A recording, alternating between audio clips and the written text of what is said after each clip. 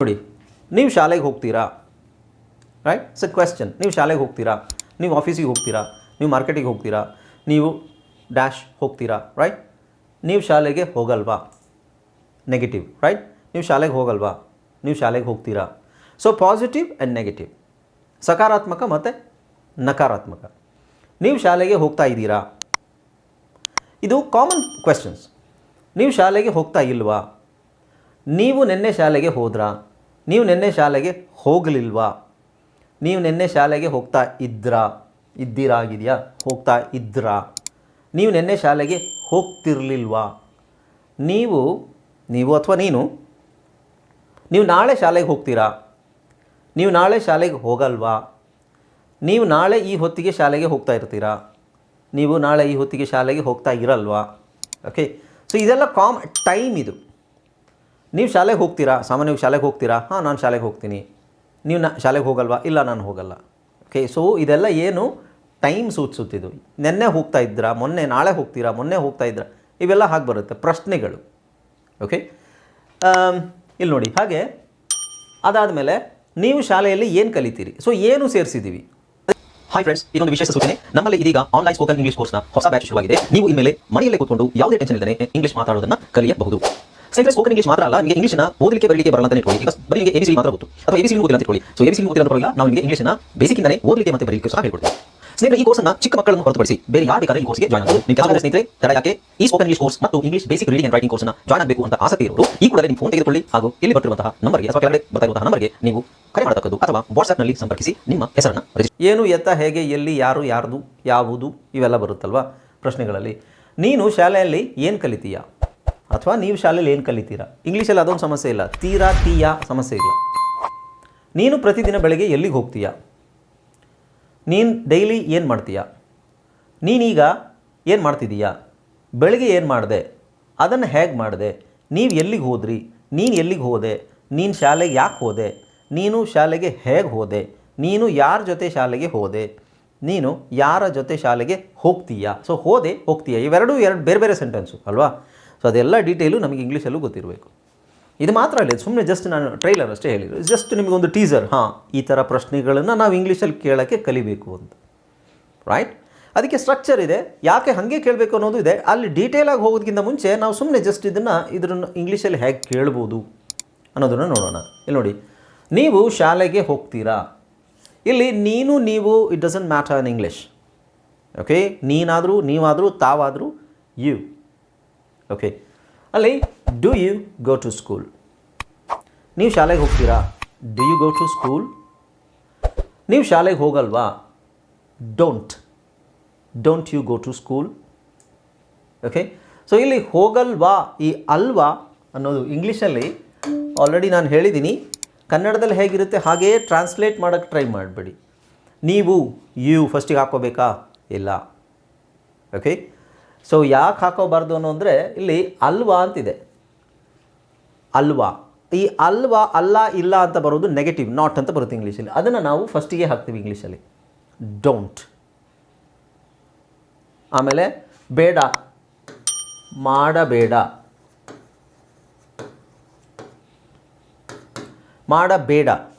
ಅದನ್ನು ಮಾಡಬೇಡ, ಅದನ್ನು ಮಾಡಬೇಡ ಅನ್ನೋದಕ್ಕೆ ಡೋಂಟ್ ಡೂ ದ್ಯಾಟ್. ದಯವಿಟ್ಟು ಕನ್ನಡದಿಂದ ಅಥವಾ ನಿಮ್ಮ ಮಾತೃಭಾಷೆಯಿಂದ ಇಂಗ್ಲೀಷಿಗೆ ಟ್ರಾನ್ಸ್ಲೇಟ್ ಮಾಡಿದ್ರೆ ನನಗೆ ಪದಗಳು ಗೊತ್ತು, ನಾನು ಹೀಗೆ ಹೇಳ್ತೀನಿ ಅಂತ ಹೇಳಿದ್ರೆ ಅದು ಬಹಳ ಕಷ್ಟ ಆಗುತ್ತೆ. ಆ ಥರ ಏನಾದರೂ ನೀವು ಮಾಡ್ತಾಯಿದ್ರೆ ಅದನ್ನು ಇವತ್ತಿಗೆ ನಿಲ್ಲಿಸಿ. ಆ್ಯಂಡ್ ಇಂಗ್ಲೀಷಿಗೆ ಅದರದೇ ಆದ ಸ್ಟ್ರಕ್ಚರ್ ಇದೆ, ಹಾಗೇ ಕಲಿಬೇಕು, ಹಾಗೆ ನಾವು ಪ್ರಾಕ್ಟೀಸ್ ಮಾಡಬೇಕು, ಹಾಗೆ ನಮ್ಮ ಬಾಯಲ್ಲಿ ಬರಬೇಕು. ಡೋಂಟ್, ಬೇಡ ಅಂತ ಬರುತ್ತಿಲ್ಲಿ. ಅದನ್ನು ಮಾಡಬೇಡ, ಡೋಂಟ್. ಡೂ, ಮಾಡ, ದ್ಯಾಟ್, ಅದನ್ನು. ಸೊ ಇಲ್ಲಿ ಸ್ಟ್ರಕ್ಚರ್ ಹೆಂಗಾಯ್ತು ನೋಡಿ, ಇದು 3, ಇದು 1 2 3 ಆದರೆ ಇಂಗ್ಲೀಷಲ್ಲೇನು 3 2 1 ಹೀಗೆ ಬರಬೇಕು ಅಂತಿಲ್ಲ, ಅದು ಚೇಂಜ್ ಆಗುತ್ತೆ. ಓಕೆ, ಬಟ್ ಇಂಗ್ಲೀಷ್ ಸ್ಟ್ರಕ್ಚರು ಮತ್ತು sentence structure, Kannada sentence structure ಅಜಗಜಾಂತರವಿದೆ ಅಂತ ನೀವು ಫಸ್ಟು ತಲೆಯಲ್ಲಿ ಹಾಕೋಬೇಕು. ಈಗ ಏನಾಯಿತು, ಎಲ್ಲಿ ಹೇಳ್ತಾ ಇದ್ದೀವಿ? ಡೋಂಟ್ ಅಂತ ಹೇಳಿದ್ವಲ್ಲ, don't do that.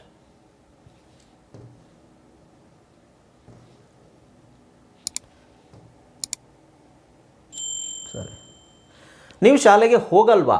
Don't you go to school. Same, do you go to school ಅಂದರೆ ಶಾಲೆಗೆ ಹೋಗ್ತೀರಾ. Don't you go to school, ನೀವು ಶಾಲೆಗೆ ಹೋಗಲ್ವಾ?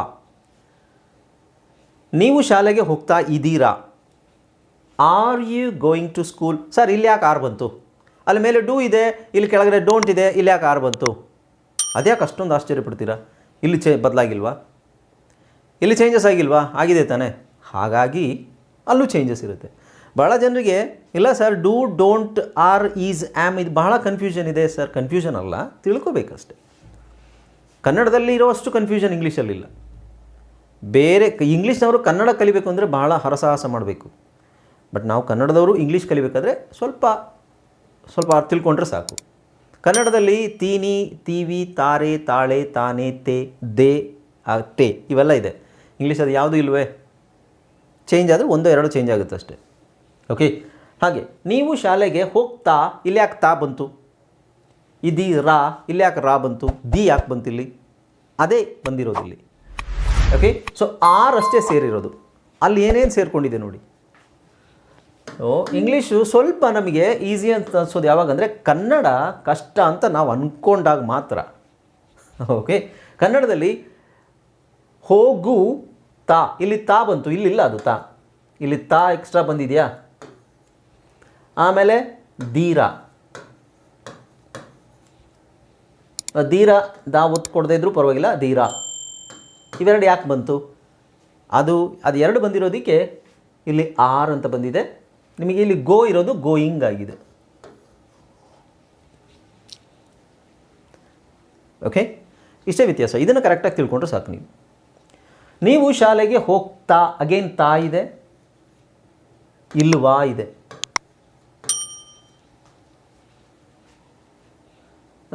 ನೀವು ಶಾಲೆಗೆ ಹೋಗ್ತಾ ಇಲ್ವಾ? ಓಕೆ. ಸೊ ಇಲ್ವಾ ಇದೆ, ಇಲ್ಲಿ ಬಂದಾಗ ನಾಟ್ ಅಂತ ಬರಲೇಬೇಕು ತಾನೆ. ಅದಕ್ಕೆ ಇಲ್ಲಿ NT ಅಂತಿದೆ. ಸೊ ನಾನು ಆಲ್ರೆಡಿ ಹೇಳಿದ್ದೀನಿ ನಿಮಗೆ, ಆರೆಂಟ್ ಅಂದ್ರೇನು? Are you not. ಓಕೆ. ಇಲ್ಲಿ ತಾ ಅಗೇನ್ ING ಅಷ್ಟೇ. ಓಕೆ. ಫಸ್ಟು ಕನ್ನಡದಲ್ಲಿ ಬದಲಾಗಿದೆ. ಕನ್ನಡದಲ್ಲಿ ಸರ್ ನನಗೆ ಆರೆಂಟ್ ಗೊತ್ತಿಲ್ಲ ಏನು ಅಂತ ಹೇಳಿದ್ರೆ ಇಲ್ಲಿ ಅಲ್ಲೇ ಯಾಕದಿದೆ, ಅದಕ್ಕೋಸ್ಕರ ಇಲ್ಲಿದೆ. ಸೊ ಈ ಥರ ನಾವು ಅದನ್ನು ಕಂಪೇರ್ ಮಾಡಬೇಕು. ಬಟ್ ಕಂಪೇರ್ ಮಾಡಿದಾಗ ಕನ್ನಡದಲ್ಲಿ ಹೇಗಿದೆಯೋ ಹಾಗೇ ಬಟ್ಟಿ ಇಳಿಸೋದಲ್ಲ, ನಾನು ಹೀಗೆ ಹೇಳ್ತೀನಿ ಅಂತ ಅದಾಗೋದಿಲ್ಲ. ಅದರದ್ದೇ ಆದ ಸ್ಟ್ರಕ್ಚರ್ ಇದೆ. ನೆಕ್ಸ್ಟ್ ನೋಡಿ, ನೀವು ನಿನ್ನೆ ಶಾಲೆಗೆ ಹೋದ್ರಾ? ನೀವು, ನೀನು, ತಾವು ಎಲ್ಲ ಆಗುತ್ತೆ. ನೀವು, ನೀನು, ತಾವು ನಿನ್ನೆ ಶಾಲೆಗೆ ಹೋದ್ರಾ, ಹೋದ್ರೆ ಏನಾಗುತ್ತೆ? ಹೋದ್ರಾ, ಹೋದ್ಯಾ. ಹೋದ್ರಾ ಇರೋದು ಹೋದ್ಯಾ ಏಕವಚನದಲ್ಲಿ ಹೇಳೋದಾದರೆ. ನಾವು did you go to school? Did. Sir did ಯಾಕೆ ಬಂತಲ್ಲಿ? ಇಲ್ಲಿ ಯಾಕೆ ಹೋದ್ರಾ ಇದೆ? ಇಲ್ಲಿ ಹೋಗ್ತಾ ಇದೆ, ಇಲ್ಲಿ ಇದೀರಾ ಇದೆ, ಇಲ್ಲಿ ಆ ದ್ರಾ ಇದೆ. ಆ ದ್ರಾ ಯಾಕೆ ಬಂತು? ಆ ಪ್ರಶ್ನೆಗೆ ಉತ್ತರ ಇದೆಯಾ ನಿಮಗೆ? ಇಲ್ಲ. ಅದು ಬಂತು, ಅದು ಹಾಗೆ ಇರೋದು ಸರ್. ಅದು ಹಾಗೇ ಇಂಗ್ಲೀಷಲ್ಲೂ ಹಾಗೇ ಇರೋದು. ಸೊ ನಮಗೆ ಲ್ಯಾಂಗ್ವೇಜನ್ನು ಕಂಪೇರ್ ಮಾಡಬೇಕಾದ್ರೆ ಬಹಳ ಕಂಪೇರ್ ಮಾಡಲಿಕ್ಕಾಗಲ್ಲ. ತುಂಬ ಇದು ಯಾಕೆ ಬಂತು, ಅದು ಯಾಕೆ ಬಂತು ಅಂತ ನೀವು ಕೇಳಿದ್ರೆ ಯಾಕೆ ಬಂತು ಅನ್ನೋದು ನಾವು ಅದನ್ನು ಹೇಳ್ಬೋದು. ಇದಿರೋದಕ್ಕೆ ಇದು ಬಂತು ಅಂತ. ಅದ್ಯಾಕೆ ಅದನ್ನೇ ಹಾಕಬೇಕು ಅಂತ ಕೇಳಿದ್ರೆ ಇದ್ಯಾಕೆ ಇದನ್ನೇ ಹಾಕಬೇಕು ಅಂತ ನಾವು ಕೇಳೋಕ್ಕಾಗುತ್ತಾ ಕನ್ನಡದಲ್ಲಿ? So basically it's a wrong question, right? So I hope you know that there is no right answer for wrong questions. ತಪ್ಪು ಪ್ರಶ್ನೆಗಳಿಗೆ ಸರಿಯಾದ ಉತ್ತರ ಇಲ್ಲ. Okay. There is no why ಅನ್ನೋ ಪ್ರಶ್ನೆಗಳಿಗೆ, ಎಲ್ಲ ಪ್ರಶ್ನೆಗಳಿಗೂ ಉತ್ತರ ಇರೋದಿಲ್ಲ ಲ್ಯಾಂಗ್ವೇಜಲ್ಲಿ. ಓಕೆ. ಆಲ್ರೈಟ್. ನಾವು ನೋಡಿ, ನಿನ್ನೆ ಶಾಲೆಗೆ ಹೋಗಲಿಲ್ವಾ?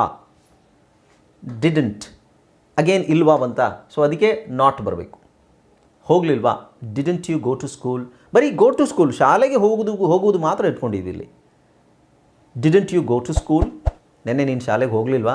ಡಿಡಂಟ್ ಯು ಗೋ, ಅಥವಾ ಡಿಡ್ ಯು ನಾಟ್ ಅಂತ ಹೇಳ್ಬೋದು, ಅಥವಾ ಡಿಡಂಟ್ ಯು ಅಂತ ಹೇಳ್ಬೋದು. ಸೊ ಇದು ಜಸ್ಟ್ ನಾನು ಸುಮ್ಮನೆ ನಿಮಗೆ ಇಂಟ್ರೊಡ್ಯೂಸ್ ಮಾಡ್ತಾ ಇದ್ದೀನಿ ಅಷ್ಟೇ. ಇದು ಡೀಟೇಲ್ ಆಗಿ ಟೆನ್ಸ್ ಪಾಠನೇ ಇದೆ, ಅದು ಮುಂದಕ್ಕೆ ಹೋಗೋಣ. ಆಮೇಲೆ ಮುಂದಕ್ಕೆ ಹೋದಾಗ ಗೊತ್ತಾಗುತ್ತೆ ನಿಮಗೆ. Didn't you go to school? ನೀನು ಶಾಲೆಗೆ ಹೋಗ್ತಿರ್ಲಿಲ್ವಾ? ನೀನು ಶಾಲೆಗೆ ಹೋಗಲಿಲ್ವಾ? ನೆಕ್ಸ್ಟ್ ನೋಡಿ, ವರ್ ಯು. ಫಸ್ಟ್ ನಿಮಗೆ ಕಾಂಜುಗೇಷನ್ ಗೊತ್ತಿರಬೇಕು. ಯು ಜೊತೆ ಏನು ಬರಬೇಕು, ಯು ಜೊತೆಗೆ ಏನು ಬರಬೇಕು? ಆ್ಯಮ್ ಬರುತ್ತಾ, ಈಸ್ ಬರುತ್ತಾ? ಇಲ್ಲ. ಏನು ಬರುತ್ತೆ?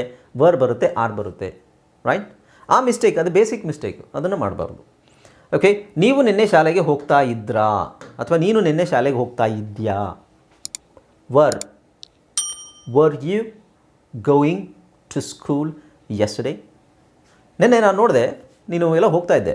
ಎಲ್ಲಿ ಶಾಲೆಗೆ ಹೋಗ್ತಾ ಇದೆಯಾ ನೀನು? I saw you yesterday at 9 o'clock. I saw you yesterday at 9 o'clock.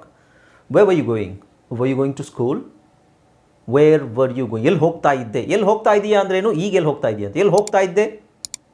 Where were you going? ಎಲ್ಲಿಗೆ ಹೋಗ್ತಾ ಇದ್ದೆ? Where were. ಆಮೇಲೆ ಇನ್ನೊಂದು ನೋಡಿ, ತುಂಬ ಜನ ಇದನ್ನು ಕನ್ಫ್ಯೂಸ್ ಮಾಡ್ಕೋತಾರೆ. Where, ಇದ್ರದ್ದು ಉಚ್ಚಾರಣೆ where, ಇದ್ರದ್ದು ಉಚ್ಚಾರಣೆ ವೇರ್ ಅಲ್ಲ, ವರ್. ಆರ್ ಬೇಕಾದ್ರೆ ಸೈಲೆಂಟ್ ಮಾಡಿ. Where were you going. Where were you going. ಆರ್ನ ಸೈಲೆಂಟ್ ಮಾಡ್ಬೋದು. ಯಾವುದೇ ಇಂಗ್ಲೀಷ್ ಪದದಲ್ಲಿ ಕೊನೆಯಲ್ಲಿ ಆರ್ ಬಂದಾಗ ಸೈಲೆಂಟ್ ಮಾಡಿದ್ರೆ ನಿಮ್ಮ ಪ್ರೊನೌನ್ಸಿಯೇಷನ್ ಕ್ಲಿಯರ್ ಆಗಿರುತ್ತೆ. Where were you going. ಈಗ ನಿಮಗೆ ಅನಿಸ್ತಾ ನಾನು ಆರ್ ಸೈಲೆಂಟ್ ಮಾಡಿದೆ ಅಂತ? ಇಲ್ಲ, ಹೇಳಿದ್ನಾ? ಆರ್ ಹೇಳಿದ್ನಾ? Where were you going. ನಿಮಗೇನು ಅನ್ಸುತ್ತೆ? ವೇರ್ ವರ್ ಯು ಗೋಯಿಂಗ್ ಅಂತಲೇ ನಾನು ಕೇಳ್ದಂಗೆ ಆಯಿತು. ಬಟ್ ಆರ್ನ ಸೈಲೆಂಟ್ ಮಾಡಿದೆ. ಕಡ್ಡಾಯ ಏನಿಲ್ಲ, ಮಾಡಲೇಬೇಕಂತೇನಿಲ್ಲ. It's your choice. Okay, so where were you going, ನೀನು ಎಲ್ಲಿ ಹೋಗ್ತಾ ಇದ್ದೆ, ರೈಟ್? ಅದು ನೀನು ಎಲ್ಲಿ ಹೋಗ್ತಾ ಇದ್ದೆ, ಎಲ್ಲಿ ಅನ್ನೋದು ಈಗ ಸದ್ಯಕ್ಕೆ ಬೇಡ. Were you going to school, ನೀನು ಶಾಲೆಗೆ ಹೋಗ್ತಾ ಇದ್ದೀಯಾ. ನೆಕ್ಸ್ಟ್ ಅಗೇನ್, ನೀನು ಶಾಲೆಗೆ ಹೋಗ್ತಾ ಇರಲಿಲ್ವಾ? Weren't you going to school. Will you go to school tomorrow, ನಾಳೆ ನೀನು ಶಾಲೆಗೆ ಹೋಗ್ತೀಯಾ. Won't you go to school tomorrow, ನಾಳೆ ನೀನು ಶಾಲೆಗೆ ಹೋಗಲ್ವಾ. Will you be going to school, ಶಾಲೆಗೆ ನೀನು ಹೋಗ್ತಾ ಇರ್ತೀಯ ಇಷ್ಟೊತ್ತಿಗೆ. Will you be going to school. Okay, by this time tomorrow, ಇಷ್ಟೊತ್ತಿಗೆ ನೀನು ಶಾಲೆಗೆ ಹೋಗ್ತಾ ಇರ್ತೀಯ. Will you